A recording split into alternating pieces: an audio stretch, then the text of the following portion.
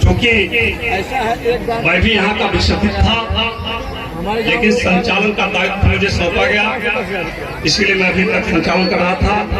मेरी भी इच्छा थी मैं भी अपने विचार को रखूं, क्योंकि अभी आपके सांस्कृतिक के माध्यम से तमाम आपने सुना और कुछ वक्ता के रूप में भी मैं अपने विचार रखना चाहता हूँ।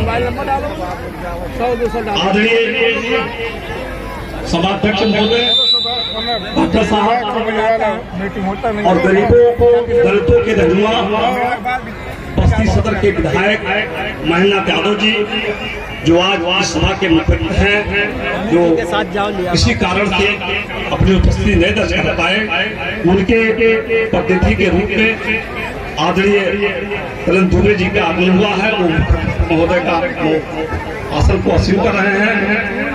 उनके साथ में आए हुए विशिष्ट अतिथि हमारे बस्ती जनपद के प्रसिद्ध उद्योगपति, सामाजिक कार्यकर्ता, उनके बहुत व्यापार मंडल के जो अध्यक्ष भी है आदरणीय रविंद्र साहू जी मंच पर हैं, मेरा उनको भी संबोधन है। हमारे परम साथी जो कदम से कदम मिलाकर साथ हमेशा चलते हैं, आदरणीय बलराम यादव जी, पंकज कुमार राय जी और समिति के जो जिनके योगदान से जो आज ये मंच मिला है, मैं संचालक प्रबंधक उदयराज जी, संरक्षक इंजीनियर राजेश प्रसाद जी, अध्यक्ष राम कुमार प्रेमी जी, उपाध्यक्ष जगजीवन राम जी, राम बच्चन साहब, शिवशंकर मास्टर साहब, महामंत्री नंदलाल आजाद जी, उप मंत्री रवि प्रकाश कांत जी, मंत्री विश्राम जी, हरिश्चंद्र जी, संगठन मंत्री विक्रम बलराम यादव, कोषाध्यक्ष प्रतीक गौतम जी, सत्येंद्र कुमार, नेबूलाल बौद्ध जी, रामकिशोर जी, यहाँ पे उपस्थित हमारे सभा में तमाम नौजवान साथियों, माताओं, बहनों, प्यारे बच्चों, आज जिस महापुरुष की जयंती समारोह में आप रात भर जगे हैं, झांकियां निकालकर, मैं चाहूंगा उदयराज जी से हमारे ब्लॉक प्रमुख जी का माला अर्पण करके और पैस लगा के सम्मान करें। मैं आगे कार्यक्रम बढ़ा रहा हूं। तो बंधुओं, जिस महापुरुष की जयंती में आज हम सम्मिलित हुए हैं, उस महापुरुष का पदार्पण अभी तक तो आपने गाना बजाना सुना, लेकिन अब जिस जयंती जिनके जयंती के उपलक्ष्य में आप समय दिए हैं, उनके बारे में आप सुने, उनका जन्म कब हुआ था, उनका कर्म क्या था, उन्होंने समाज के प्रति क्या योगदान दिया, उस पर आप ध्यान दे के आप सुने। तो 15वीं शताब्दी के ऐसे समय हुआ था जब समाज की स्थिति बहुत ही दयनीय, समाज वर्गवाद, वर्णवाद, जातिवाद, धर्मवाद में बटा हुआ था, जिसमें सबसे दयनीय स्थिति शूद्रों की। शूद्रों को किसी प्रकार का कोई सामाजिक अधिकार प्राप्त नहीं था, न पढ़ने लिखने का, न अच्छा विचार सुनने सुनाने का। ये संजोग से कोई ऐसा करते हुए पाया जाता था तो उसको बहुत कड़ी से कड़ी सजा दी जाती थी।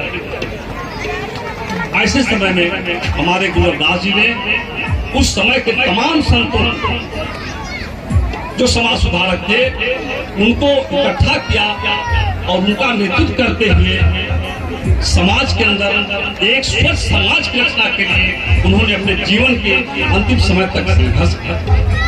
बंधुओं, उनका जन्म 1571 माघ पूर्णिमा के दिन हुआ था। उनके पिता का नाम संतोष जी और माता का नाम तुलसी था और पत्नी का नाम लोना था। आज भी इतने दिनों के बाद उनकी पत्नी बड़ी ही सती साध्वी देवी थी। आज भी समाज में ये प्रचलन है, जब किसी बच्चों को ताबीज बांधा जाता है या कोई सांप बिच्छू अगर काट ले, कोई मंत्र पढ़ा जाता है, तो जब तक अगर लोना चमाई का नाम न लिया जाए तो शायद वो मंत्र सफल नहीं होता। ये शक्ति हमारे माता लोना में थी। रविदास जी पढ़े लिखे थे नहीं, तो कुछ समय ऐसी व्यवस्था नहीं थी कि पढ़ने लिखने को अधिकार प्राप्त था। लेकिन हमारे गुरु रविदास जी साधु संतों की संगत करते थे, बाजारों मेलों हाटों में जा जाकर ये जो समाज के अंदर जो समाज बड़ी जैन कदर मान्यताओं पर आधारित थी, जो के पाखंड आडंबरों का जो बोलबाला था, इस पर वह अपने तरीके से वो अपने उपदेश दिया करते थे। उन्होंने समाज में सर्वप्रथम जात पात पे प्रहार करते हुए कहा, जात पात जान नहीं का जात का पात, जात पात जान नहीं का जात का पात, और ब्राह्मण क्षत्रिय वैश्य सबे के कन्या। वो बंधुओं कौन सी जात? वो मानव की जात। किसी के पास चार हाथ चार पात नहीं, मानव सभी बराबर। आगे बताया जात पात में, आगे बताया पात के पात है जो केलन की पात, और जात जात में जात है तब हिंदू की जात। आपने देखा होगा केले का पेड़ का कोई अस्तित्व नहीं होता है, तमाम पत्तियों से उसका अस्तित्व है। अगर उसको अलग अलग कर दिया जाए तो केले का पेड़ का अस्तित्व खत्म हो जाएगा। इसी प्रकार से हिंदू जात तमाम जातियों से मिलकर बना है। अगर सबको अलग अलग कर दिया जाए तो हिंदू जात का अस्तित्व खत्म हो जाएगा। हमारे का उद्देश्य। उन्होंने आगे बताया कि ब्राह्मण श्रेष्ठ क्यों हुए? ब्राह्मण त्यागी थे, प्रचारी थे, और ब्राह्मण उतने ही बोले, मतलब उतने ही इकट्ठा करते धन जितना उनको दूसरे कोई चिंता नहीं। इसीलिए उन्होंने ब्राह्मण की पूजा करने के लिए कहा, लेकिन ऐसे ब्राह्मण की पूजा के उन्होंने मना किया कि जो अपने कर्म से विमुख। उन्होंने इसकी परिभाषा बताते कहा, उनका लेख है जो संत ग्रंथ में शामिल है, 5 चौपाई मुझे मिला है, मैं कहना चाहता हूँ। उन्होंने कहा रैदास ब्राह्मण पर पूजिए जो होवे गुणहीन, और पूजो चढ़ जंगाल के जो होवे गुणहीन। देखिए गुण की पूजा होती है। हमारे बीच में हमारे पंडित जी बैठे हैं, बताइए कहाँ चल कर आए हैं?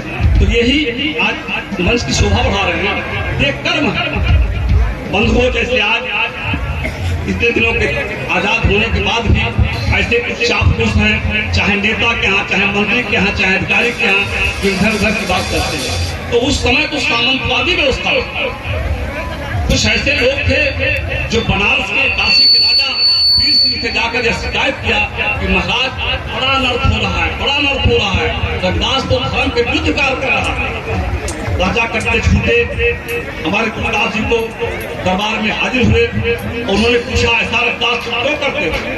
हमारे रविदास जी ने बड़े निर्भीकता, बड़े साहस, बड़े आत्मबल के साथ यह उत्तर दिया कि महाराज मैं ऐसा कोई भी कार्य धर्म के विरुद्ध नहीं कर रहा। बंधुओं, समय का भाव है, मैं अब ज्यादा स्पीच करना चाहता हूँ। बस एक शब्द, जहाँ रविदास जी ने ब्राह्मण और शूद्र की समुद्र जैसी खाई को काटने का काम किया, वही सबसे बड़ा महान काम हिंदू मुस्लिम एकता और बंधुता पे जोड़ दिया। उन्होंने हिंदुओं के राम वेद पुराण और मुसलमानों के रहीम करीम दादा कुरान को एक बताते हुए कहा, रैदास जात संग्राम की सोई है रामान, और काशी का जान नहीं। दोनों इसमें दोनों पूजा स्थल, दोनों का दिन अपनी शिरकत करने और प्रार्थना करने के जाते हैं। मैं अंत समय में मैं अपनी बात को समाप्त करते हुए इतना कहना चाहता हूँ कि आप यहाँ नौजवान हैं, सारे नौजवान मैं देख रहा हूँ, अपने नौजवान बाबा रविदास जी के जीवन शास्त्र सीखिए। उन्होंने उनका आत्मा इतना मजबूत था कि जूता सिलने के काम करते हैं। उन्होंने कहा मन चंगा तो कुछ होते नहीं, मन को साफ करने की आवश्यकता है। और आगे बताया अपनी बहन बेटियों की सम्मान के लिए, अपनी इज्जत के लिए आप सूरवीर बनो। उन्होंने बताया कि रविदास सोई सूरा भला, रविदास सोई सूरा भला जो लड़े धर के खेत। और थोड़ा सा मैं ब्रेक लेना चाहता हूँ बंधुओं, ये कार्यक्रम थोड़ा सा आप के साथ जा रहा है। अब हमारे एक